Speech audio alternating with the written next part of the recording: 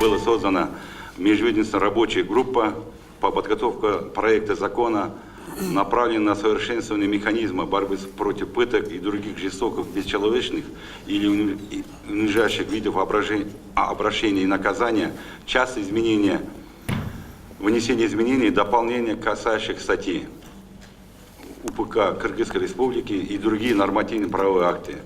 Вышеотмеченный законопроект находится в данное время на стадии доработки с учетом полученных замечаний и предложений Генеральной прокуратуры, Верховного суда и Министерства юстиции Кыргызской Республики. Кылмышка катыштыгы бар деген жала менен дагы 3 бала суралууда. Алар 1994-жылы туулган Диласан Рамазан жана 1997-жылы туулган Адрет Иманкулов. Ошондой эле 20 жаштагы Кенжебек Жеңишбектер.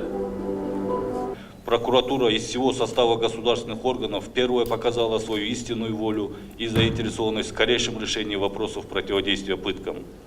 Не вдавая в подробности, хотелось бы напомнить участникам круглого стола основные моменты деятельности органов прокуратуры, когда были построены и реализованы первые практические ступени действующей на сегодня системы противодействия пыткам. Как вам известно, был принят в действие ряд специальных правовых актов Генеральной прокуратуры в виде распоряжений и указаний, признавших актуальность вопросов по противодействию пыткам и направленных на усиление прокурорского надзора в этом направлении.